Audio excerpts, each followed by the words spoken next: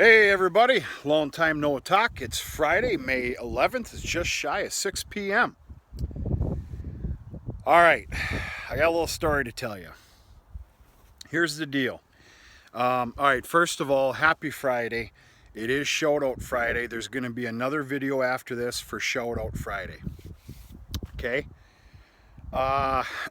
You're seeing a different tractor behind me. I'm going to tell you why. I've got a hydraulic problem with my 6420. A problem that, if not completely replaced, trust me, I've been battling it for, I'm standing here to block the wind. It's pretty windy. It's also gotten pretty chilly too. I've got a problem, if not fixed complete, it'll just keep blowing lines, or excuse me, fittings, and spitting hydraulic oil all over the place. And I just don't need to do that, because you know what? I did it twice last weekend. Time's up. Long story short, I got the new tires put on the 6420. I'm very happy with them, the way they look anyway. They're nice. There is a male coupler fitting for the main return hydraulic line going into the cooler. I hope I said that correctly.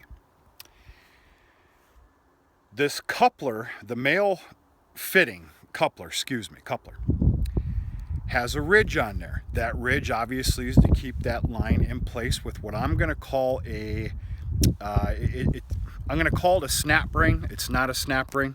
It keeps it in place. The ridge is basically gone, and it's basically slivers that are left to where heat, normally running, and vibration breaks these clips in half. Hose comes off, hydraulic everywhere. This coupler is not just changeable. It's connected fully and solely to the cooler. Long story short, I just got off the phone with John Deere. I've been talking with them all week. They're busy.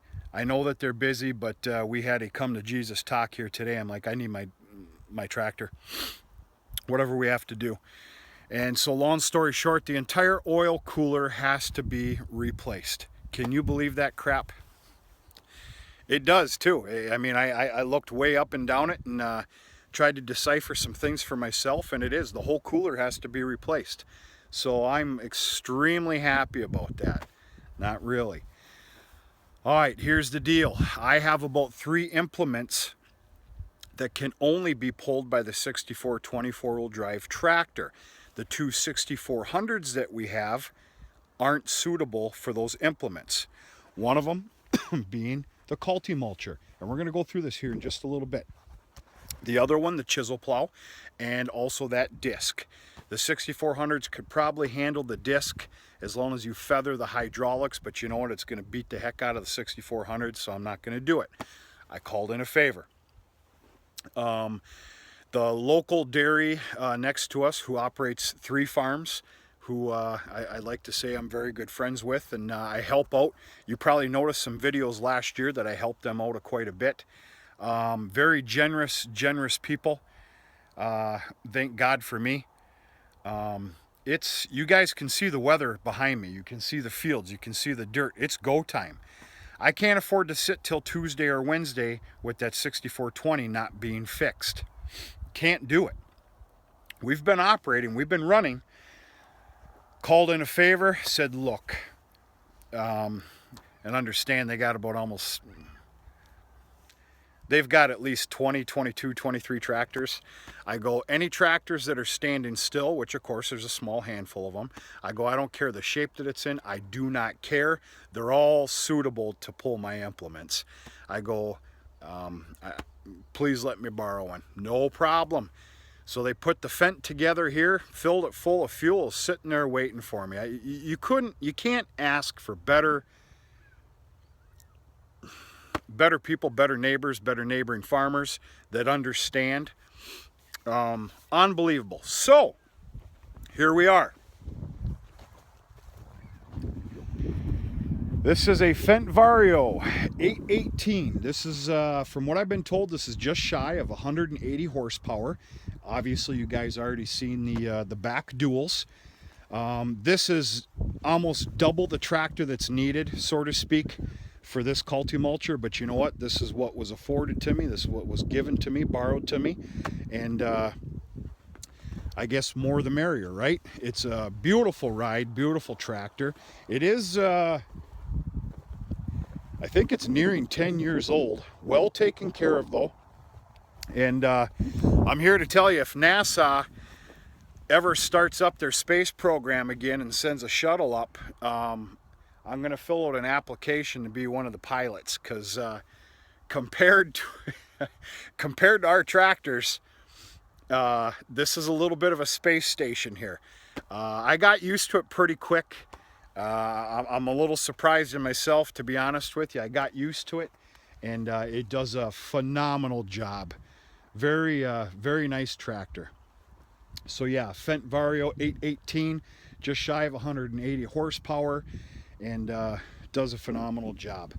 All right, the Cultimulcher. I did some good maintenance on the Cultimulcher last weekend in preparation for now. This is a 14-foot Brillion Cultimulcher. You obviously see you have your, I don't have all my language here, folks. You got your front rollers, set of drags, another set of drags, and the back rollers. There is a name for this style right here. It's slipping my mind right now.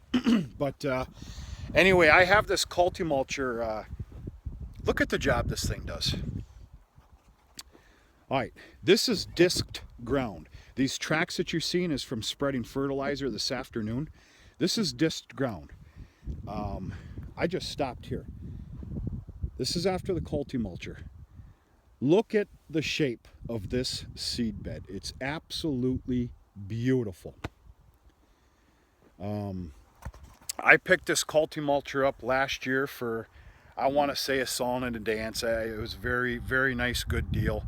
And I am extremely, extremely happy with it. It does such a good job. Not only obviously the seed bed, but you know, all these, we have some pretty rocky soil around here, folks. It takes these rocks and stones, I mean, not your bigger ones. You don't want it to hide your bigger ones, because then your planter's going to find it. You don't want that. It takes all these stones, and this thing is so stinking heavy, it basically pushes them down, makes them disappear. For the lack of a better explanation, it makes them disappear. Normally this field, if it wasn't for the Cultimulcher, we run what we call a drag. It's a drag harrow. With the, not spike tooth, but with the same tines that are on here, as far as, yeah, the set of drags.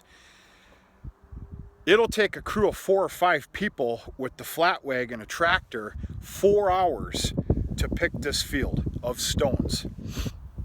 With this Cultimulcher, I bet you myself, Dad, and if we can get another person or two, we'll probably come out here for about 45 minutes, maybe probably less than an hour tomorrow. Let me get out of this wind again.